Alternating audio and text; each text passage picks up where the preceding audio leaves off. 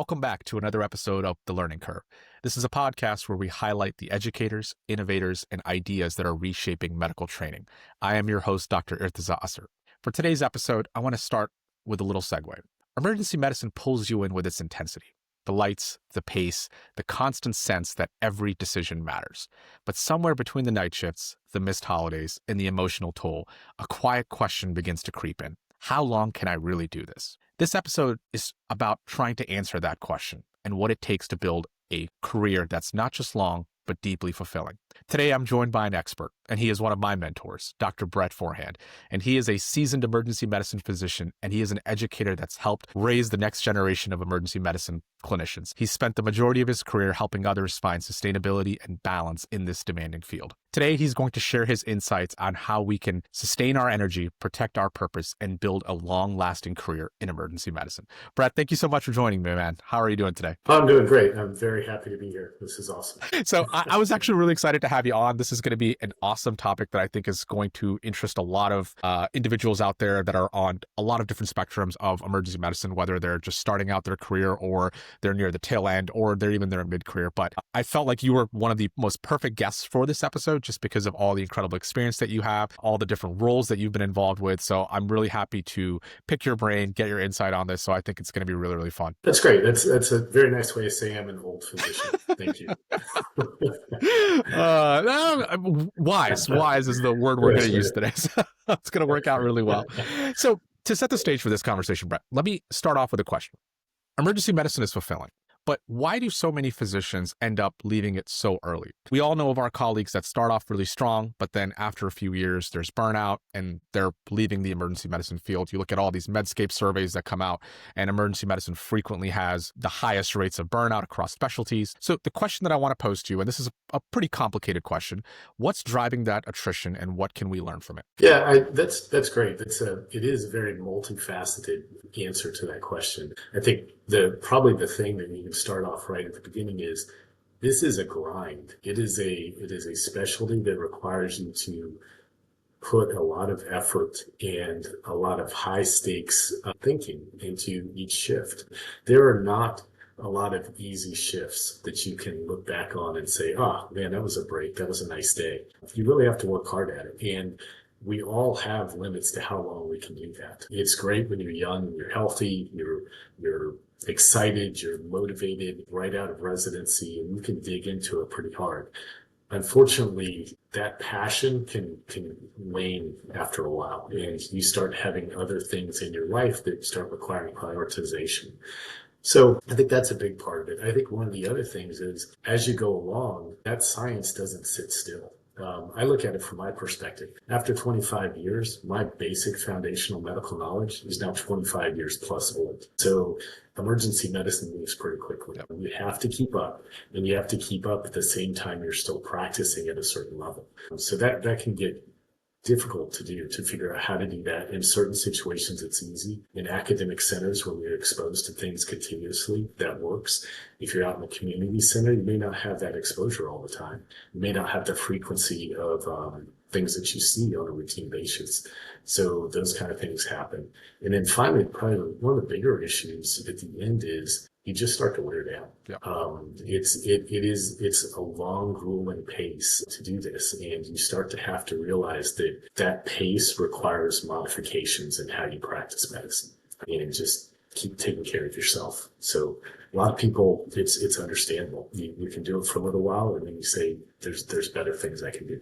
Yep. And I think that's actually a really great overview of some of the challenges that emergency medicine clinicians face over a period of 10, 15, 20 years. And I think that emotional load, I can attest to it, on a daily basis, you're seeing very, very challenging cases on top of just trying to manage diverse pathology that you're seeing come through your emergency doors. And that can mean exposure to things like child abuse, sexual assault cases, things like severe trauma, dealing with going home, going to the parking lot, thinking about that diagnostic uncertainty of, man, did I do the right thing for this kid? Did I do the right thing for this patient? Did I send the right person home? And I think one of the things that I've always felt that has pretty much compounded this problem is post-COVID. And that's specifically with a lot of the boarding crises that have really popped up after the pandemic ended. Now you're starting to see patients that are piling up in the waiting room. You're always under this burden of, oh my God, I have to try to be able to see as many as I can because there's people out in the waiting room that might need me. There's people out there that potentially need emergency care. I have to be able to try to situate that while still managing the back end of the department. And I think that boarding crisis has also been a very significant problem that I think has made things more challenging. I know some of the older clinicians always talk about metrics, and that in its own right can be a little bit more of a challenge on some of the younger clinicians that are coming out of residency training. But even the older physicians that have been here for years might feel the impact of that in conjunction with some of the boarding problems that are happening all across America. Right. That's a good point. And a lot of the people we see, I mean, there's a mantra all the time in emergency medicine. You see people on the worst days. Yeah. No one walk into a room and says, "Oh, I'm really excited to be in the ER. So glad you're here and happy to, have you take care of me." It just doesn't work that way. There's also this idea that in emergency medicine and medicine in general, but in emergency medicine, there's a perfection goal that you're trying to attain. And you talked about things in the past about diagnostic uncertainty. This can be difficult. You go into a shift thinking that you have to get everything just right every time, and that does wear on people after a while. Yeah, absolutely. Absolutely. And that's something that I tell a lot of the residents that I work with now is that, hey, you might not have the answer, but at least we can work towards finding it. And if we can't find it, at least we can try to set our patients up for success. One of the other things that some clinicians have voiced is that fear of almost stagnation, where you feel like you're doing the same thing over and over and over again. And that kind of echoes to that point of the grind that you mentioned, where if you're doing the same thing over and over again, you just feel like you're not growing. And then you start to become complacent and you're like, okay, what exactly is my purpose? Why did I choose this specialty? And I think that's one of the things that I've also heard from a lot of older clinicians as well. Yep, that can be difficult because this is a specialty where you don't, and even an employment where it's hard to see something as an endpoint. You go into the shift is several patients, you take care of that, you move on to the next shift. It's hard to feel like you're building something, like you're going to have something done at the end of your career that you can look back and say, hey, I've accomplished this. I've built this building. I've established this law. I've done something. It really is something that, from a career standpoint, they're taking in very small chunks of each patient, each shift, but it feels difficult to say that there's something you built up to at the end. So, Absolutely. And I think a lot of the things that we've just talked about, in terms of just aside from just the workload, the scheduling, the emotional load, trying to also mitigate some of the challenges that come with stagnation, those are all some of the problems as to why a lot of emergency medicine clinicians struggle with longevity. So having established this framework, I want to pick your brain about this. How can we then try to build some pillars that can help clinicians develop a sustainable career? well, I think some of the pillars that we have to consider are one, your own health. So what are the things that you can do to maximize how you're going to get through a shift, through a year, and through a career? And then some of the other things are what can you do within your group and within your environment to help out with that? And that can have things to do with scheduling. It can have things to do with metrics. It can have things to do with diversifying what you do as an emergency clinician. So it's not just continual shift work. And then finally, what are the things we can do as an emergency medicine specialty to help out? I mean, a lot of that advocacy has to come from the top down. It is very difficult to move the needle sometimes within your own group or within your own facility without having, obviously everybody talks about unionizing emergency physicians. Maybe short of that, having, the college and having the board work on establishing things, which they do. And I think that there's been a lot of advocacy towards that. But to get the filter down to each facility can be difficult sometimes. So let's start with health. Clearly, nutrition, sleep, and circadian rhythms have a lot to do Yeah. how we get ground down. And so, and that's something going into emergency medicine, that idea of shift work, that idea of no call, that idea of, it's going to be something new every time. That looks great as a 27-year-old. Yep. When you hit your 40s, that may not be so appealing. Hmm. And so you need to start to make some changes and for yourself. But that can be easier to do when you've been established with a group for several years. You start to develop a little credit with that group, and you've Maybe the group has worked on things where your son was in a football championship last year, and I kind of helped you out with shifts, and my daughter's in the basketball championship this year. You get a lot of trading and stuff, things that make things work right for your group that helps out. Scheduling wise, it's Yep. great if someone says you've got nocturnists, and that can help eliminate some of your night shifts. There's got to be a trade off. Everybody has to pull their own weight, and that's just something you learn within a group. But you want to help out the people that need to help or need help with maybe backing down off numbers of shifts or backing down off night shifts. So those are things to consider. Yeah, absolutely. And I think that's actually a great point. And something that I've gotten in the habit of trying to talk to residents about as well is that I think of it almost like you're running a marathon and you're trying to train for a marathon. So effectively, if you're not doing the right preparation, you're going to run into a lot of problems. So specifically, that means trying to get that 7 to 8 hours of sleep. Okay, from a scheduling standpoint, from a group standpoint, do you have that forward schedule where you're progressing from a 6 a.m. to an 8 a.m. to a 5 p.m. shift so that you're not going backwards in time? Your circadian rhythm isn't all over the place. You're coming into shift running on 3-4 hours of sleep, and now you're already driving the struggle bus from the start. So I think that's actually a great overview of that. And I think the physical activity and nutrition aspect of it, I think, is also key. Is early on, if you don't invest in your career from a health standpoint, you're going to realize that 10 years down the road, 15 years down the road, you're going to have some of those struggles where your health is deteriorating. You're not able to keep up with the pace of what you were able to do 5, 10 years prior because you didn't invest in yourself early on. So I think that's actually a great overview of that. I'll throw something in just maybe an ergonomic standpoint. So where we worked at St. Vincent, the new design had some standing desks. Some people didn't care. Some of us really coveted those. I can tell you the standing desk probably slowed my um, deterioration or maybe even added a couple of years of practice just from the standpoint of if you sit at a desk with new monitors now, which are much bigger, limited chair height, your visual axis, that monitor is always going to be above that. And as we get older, our eyes get worse. We start to use transition lenses or even Yep. bifocals. You're continually hyperextending your neck to look up at that screen. Whereas if you're standing or you have a bar stool and you can look down at the screen, preserves you a little bit. So those are the kinds of things to think about as you're adjusting how you practice medicine for the long term. Absolutely. And I know right now there's always a fight for those standing desks just for that reason. Yeah, So I'm one of I those can guilty ones. yes, and I can tell you, not having had them now for a year or so, I feel it. So Absolutely. Now, one of the other things that I wanted to pick your brain about is career adaptability. What is your advice to some of the younger clinicians out there about trying to find their niche, and why is that so important? yeah, no, I think that is very important, and I wish I could say I did a great job of that through my career. The gist of it is when you jump out of residency, you can go like gangbusters for a while, and you probably should spend that first couple of years, 2 to 5 years of actually learning what it's like to practice full time, full speed medicine. It's a lot easier to back off than it is to build up. And so you probably need to know what it's like out the gate. But certainly within those first couple of years, you need to start exploring some of the options, whether that's from an administrative standpoint, certainly from an academic or a teaching standpoint, or even a specialization, whether it's, maybe you don't have a fellowship in ultrasound, but you want to be the guru at your facility in ultrasound. Start to build that up because you need to find ways at some point. The gist of it is you need to find ways to decrease the pure clinical hours. Okay, you're still going to do them and you still need to, but you need to have ways to get out of that rut of purely being there seeing patients on a routine basis.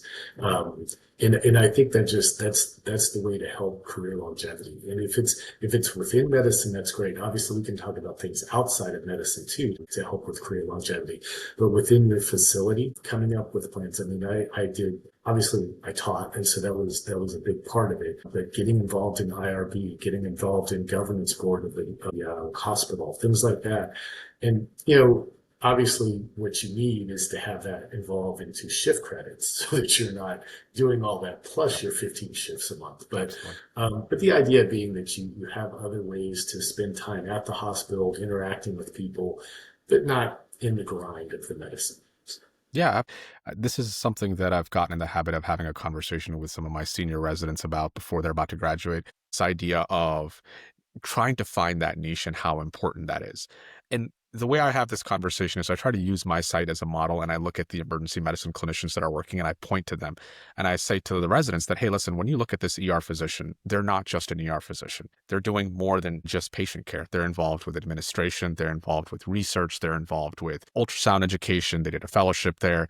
And I think that really gives you that added level of purpose where if you find something else that you're passionate about, that can help, like you're saying, to almost pull you away from some of the burnout, some of the mental taxation of only just doing constant shift work, shift work, shift work. So you have this other thing, other little niche that you get excited about, and that's what you find joy in. So for me, that's education, where if I come in, I log in, see the board, and now I'm looking at, oh my God, I've got 30 boarders. Okay, this is something that I can't really control. Yes, for anybody else, this could contribute to their burnout. For me, I ask myself, okay, this is a situation that I have right now. What can I do from an educational standpoint to make sure that the resident that I'm working with today has an incredible educational experience that can really help their growth and further their clinical knowledge? So how can we adapt to this situation? What can we do to try to help them grow as clinicians? And I think that's something that I found really has helped me personally. But that's one advice that I think is really key that you stressed that I would echo to all the listeners that are tuning in right now. So I think that's actually a really great point. Yeah, and I think you're right about that, just from the perspective of, and I do want to make a caveat. We always paint with pretty broad strokes like this. I mean, ER is very diverse. Some people may feel that, nope, I live for that, 28 patients a shift, right out the gate. I'm okay with it. But just be aware of this. It is something that as you move through, your perspective is going to change through a career. And considering these kind of options and ways to do that is important. Honestly, the first thing I sought out when I came to a new facility is what can I do to help teach? Yeah. Absolutely. And I think one of the things that I also wanted to piggyback off of something that you brought up is it doesn't necessarily have to be at your site, and it doesn't even necessarily have to be in medicine. So I know some clinicians out there are involved in real estate. Others are doing other side projects. They're involved with advocacy, with local leadership groups or state level leadership groups. And then one of the other things that I think has also helped and I think helps other clinicians out there is trying to work at different sites so that they can at least experience what's out there and take all that knowledge and try to bring it back to their site to try to see if there's things that can be improved from a throughput process, from an efficiency standpoint, from a workflow standpoint. Yeah, no, I would agree. I think working different sites is a huge benefit. And it may be within the system, but if there are ways to do that outside the system, if as long as it again doesn't overstress you in terms of what you're doing from a total capacity. Absolutely. Absolutely. And what role do you think mentorship can play to help clinicians try to develop these sustainable long careers? Yeah, I think mentorship is very important. Certainly within the first site you're at, seeking out those that have been there for a while and that have the same practice style you'd like to emulate. Those are the kind of things that you want to know. I mean, again, ER is a very diverse population of a lot of smart people. It would be a mistake not to make those connections and learn from them. It can be difficult if you're a moonlighter or a traveler to focus on having access to that. But even if it's back home at a certain site that you have someone you can count on, I think you need to be able to one, decompress with someone that understands what you're going through and can also give you some highlights because again, like I said, I'm not an expert on this. I can probably teach you as much from my mistakes as my successes. And so you want to have those kind of touch points. Yeah, I think that mentorship aspect I think is really key. And this is something that I've always told graduating residents that I've worked with is that you really want to try to find mentors early on that you can look up to and reflect on how they got to where they got to so that you can learn from their mistakes. And I always try to be as transparent as possible. I say, hey, this is something that I struggled with early on in my career. I'm letting you know that just so that you can hopefully learn from my mistakes and not make the same mistakes that I do. Even just from a career standpoint, when you see somebody that's worked for 10, 15 years, you ask yourself, okay, how did they get there? How did they build that longevity? How did they run that marathon to the best of their ability? And what can I do to try to emulate that so I can be in that same position 10 to 15 years from now and be happy with what I've done in my career? So I think that's actually a Yeah. really, really great point. Yeah, and mentorship is difficult in that it's nice when it's organic and it Yep. happens in a way that you, like I said, any of the graduating residents that I've had, you included, could always pick up the phone and call me for any reason whatsoever. Sometimes it's nice to have a little bit more of a formal process too, so you know that there's check-in points every so often. So building both those options is really a good idea. Absolutely. So now that we've talked about some of the pillars, including longevity, wellness, career adaptability, trying to identify that meaning, that purpose, that niche, let's talk about some advice that you would give to individuals that are at various phases of their careers. So if I'm a medical student or a resident, what kind of advice would you give to me so that I can try to build a long, sustainable career in emergency medicine? Obviously, a fair amount of that is learning as much as you can, and this idea of a steep learning curve. But I will tell you from a career standpoint, some of the best advice I ever got was from one of my attendings back in residency. And he would point out that there are multiple attendings, and he would list them off. He would say, you're watching Dr. Smith practice and Dr. Martin practice and Dr. Gorgas practice. Your job is not to practice like they practice. Your job is to learn how Dr. Forehand wants to practice. And that is the whole point of being a resident. You are given the opportunity to see multiple people practice medicine with the idea of crafting how you're going to do it. So taking bits and pieces. And that's how you want to hit the ground running when you then graduate residency and you're off on your own. And so you can look back and say, all right, how would they have handled this? And how can I bring that into my career and moving forward and how I practice? So that's a big thing. And plus, like you said, establishing those connections. So you have mentor connections. So you have ways to fall back on people that can help you out as you go forward. Absolutely, and that's something that I know I've also gotten in the habit of talking to residents about, especially early on, where I tell them, "Hey, you might disagree with how I approach this, but for me, at the end of these 3 years of your training, my hope is that you don't practice like Dr. Irtaza Asar, you practice like Doctor You, right? And I want you to be the best version of yourself, and the best way that you can do that is if you adapt the best of every single clinician that you work with. You might potentially disagree with them, and you might say, "Hey, this is something that I'm never gonna use in my practice," and that's totally fine, but still, every single clinician that you're going to encounter from an educational standpoint is going to have something to teach you that you can incorporate into your practice and then really try to craft yourself into the best version of yourself that you can be after 3 years of training. So I think that's actually a fantastic overview. Brett, what kind of advice would you give to somebody just coming out of residency that's very early on in their career? Just out of residency, probably the most important thing is that idea of, like I said, that's where you want to do your maximal practice. Don't get me wrong. That first few months of, is the deer in the headlights approach of this is a new facility, this is a new EMR, this is, new metrics, everything like that. Yes, it will take you a while to get your feet wet and get comfortable with that. But then you want to start to build up quickly. You want to accelerate and use those first couple of years of figuring out how do you practice at a maximal rate? Because again, what you want to be able to do is over the next several years start to peel that back a little bit. But again, it's hard. It's hard to move up. It's easier to move off of your maximal rate. But again, it takes a while of understanding one, how fast can I see patients? How comfortable am I seeing patients fast? And how comfortable am I doing the right thing for those patients? There's a lot of things that get integrated into that entire calculus. But that's what you want to spend these first few years doing. Absolutely. And that's something that I've also gotten in the habit of talking to, especially some of the moonlighters that start and some of the residents that are about to graduate. And I tell them, for that first year of post training, you really want to be patient with yourself. Odds are you're probably not going to be the fastest person in your group, and that's totally fine. In fact, that's probably a good thing that you're not the fastest person because in that 1 year time, you're going to develop your idea of what your comfort zone is, what your risk tolerance is, when you realize that, okay, I'm going a little too fast. I have to start to slow down. I'm going too slow. I have to speed up now. And this is a patient that might need more of my time than I initially thought. So I have to really sit down and try to kind of navigate through some of these things. And I think really that first year is really key. Then eventually that transition can happen where you can start to speed up and focus kind of more on like the metric side of things, trying to hit that patient per hour volume and trying to navigate the actual flow of the emergency department. But that first couple of months to first year, I think is one where you're still kind of in that process of trying to figure out how you're going to be practicing as a clinician and what your true risk tolerance is. So I think that's actually a great point. Brett, what advice do you have for somebody that's in the middle of their career? So in the middle of the career, this is kind of a couple of different things.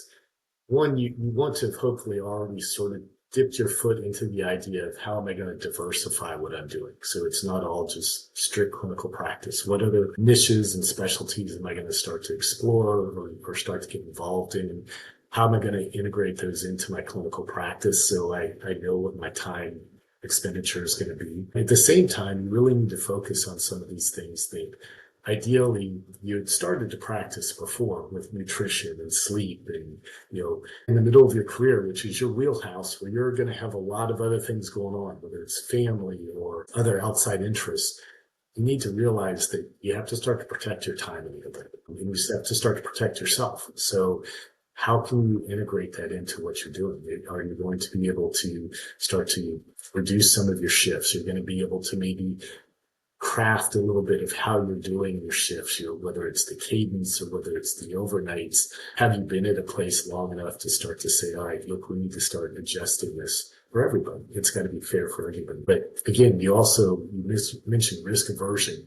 At that point in the middle of your career, ideally you have enough experience to understand, all right, this is where I practice at a good pace. This is where I practice at a comfortable pace. And this is where I feel like I'm meeting my marks on what I need to do for patients. Unfortunately, there's always a cloud of liability over everything we do. Yep. And that's something where you have to be comfortable with. You may be pushed one way with metrics, but you have to understand where you practice at a rate that's going to help you and help the patient. Yeah, And absolutely. it's all patients. It's not just the one you're focused on. Yep. Again, like you said, you may have someone that requires a little bit more time, but you're still responsible for the other 8 people that are on the list at that point. So, Absolutely. Absolutely. And I think that's actually a great segue now into what advice would you give to somebody that's in the twilight of their career at those late senior EM positions? What kind of advice would you offer them? yeah, I hope I'm not quite in the twilight yet, but but as to what you said, it is actually, I think part of that is the idea of what your exit strategy is, because it would be, some people may feel like I can continue to whittle down my shifts to where I'm working 4 shifts a month, and maybe then I just bow out. But is that the best way? Is it better to just pick a date and say I'm done? I'm going to cut it off here, and that's my right off into the sunset kind of thing.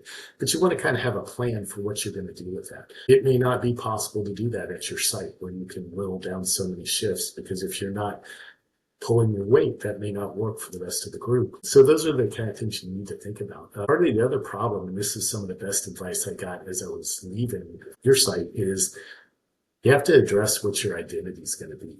Everybody has the identity of emergency medicine physician, and that is a big chunk of your life. That's how people look at you.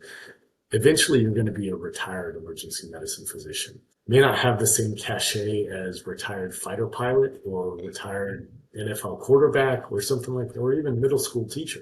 But you're going to have to get used to that identity being a little different. And so some of that, I think, is what you spend a lot of your twilight doing, is how do I make that transition and what do I transition into? Because you probably still have several productive years, ideally. I mean, yes, we could all practice into our 70s, but that may not be the best option either. Yep. So, Yep. Yep. so, No, I think that's actually a great overview, right? Again, I'm only 3, 4 years out, so I feel like I'm not ever in a place where I'm going to be like, hey, this is my advice to some of the senior EM positions. But what I have noticed is with some of the senior EM positions that I've worked with, I think their wisdom that they've accumulated over those decades of experience, how they've shifted and seen the changes in emergency medicine. I think it's so valuable to get that insight as a younger attending. And I think that mentorship, that ability to pass on, hey, this is how we used to do things, and now this is how we do things, I think can be really, really valuable. And that insight can be incredible for especially people that are just coming out of training, just to see how emergency medicine has evolved. They can even have a conversation about some of the struggles that they've encountered over decades of emergency medicine. Thank you again for this incredible advice. What are some resources and practical tips that you would have for clinicians? Any resources that you would recommend that they can look at and reference?